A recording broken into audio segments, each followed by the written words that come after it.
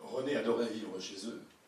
La Bretagne essaie de la liberté, un univers riche en couleurs, en senteurs, en découvertes, en camaraderie. La montagne où habitaient les grands-parents était un hameau, donc sans église, vous le disiez, sans mairie ni école.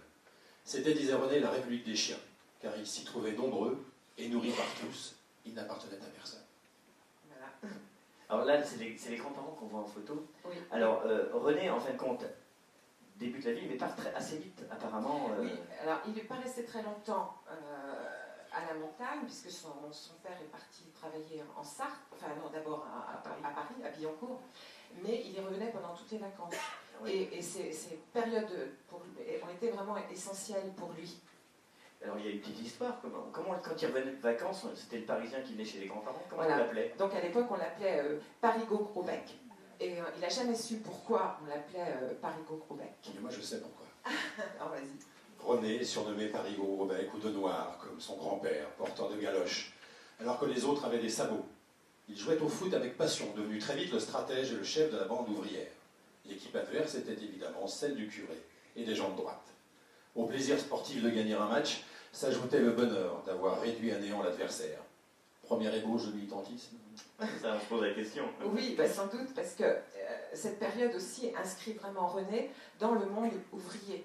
Alors, je ne sais pas si à l'époque c'était du militantisme, mais ce qui est sûr, c'est qu'il appartient vraiment au monde ouvrier. Ça leur a vraiment marqué. Ce monde avec les mains qui sentent la calamine, oui. les bistrots, la vie solidaire, la cité ouvrière où il n'y a pas de hiérarchie, où la seule contrainte, c'est de respecter le repos des pères.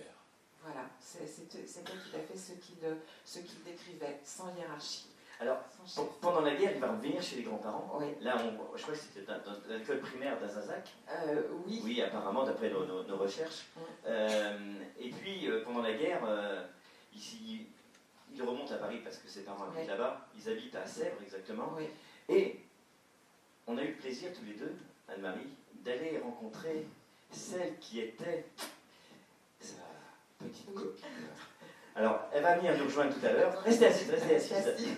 Découvrez d'abord cette rencontre que nous avons faite à la Défense avec Janine. Il n'a pas parlé d'une petite jeune fille qui s'appelait Janine. Une petite gamine. Une gamine, mais qui l'a sans doute émue, puisque 50 ans après, quand je l'ai épousée, il m'a parlé de vous. Alors, qu'est-ce qui s'est passé? Racontez-nous. Ben, Vous étiez où? Comment vous l'avez rencontré? On habitait au 38 de la Grande Rue, à Sèvres, dans une belle maison qui avait été un hôtel particulier. Donc on rentrait, il y avait une grille comme à Versailles, peinte en vert, hein, comme à Versailles.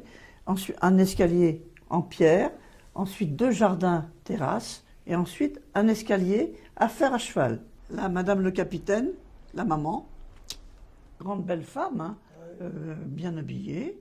Monsieur le capitaine, sympathique, mais j'avais un peu peur de lui. Hein. Quand il arrivait, vite, Ça, c'est à dire, ça, parce que... je rentrais chez moi. Monsieur le capitaine, c'est lui là. Là.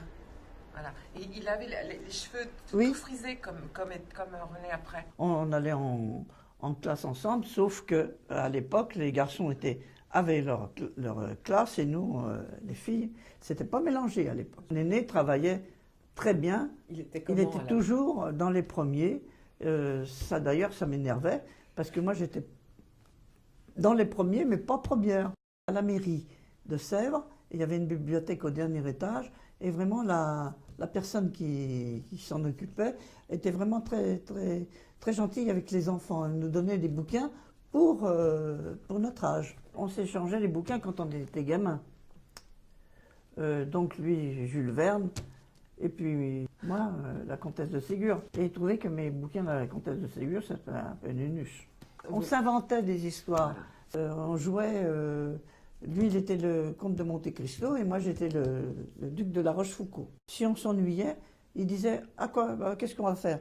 On va jouer à se battre. » Et un jour, en chahutant comme ça, il m'a passé la tête dans le carreau de la cuisine de Madame le capitaine.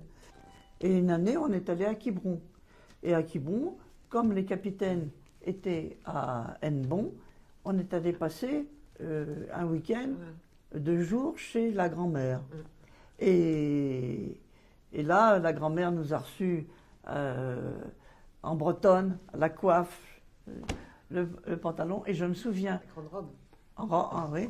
Et je me souviens que on a couché là, la maison n'était pas très grande, et ils avaient installé un matelas pour que Néné et moi, on dorme.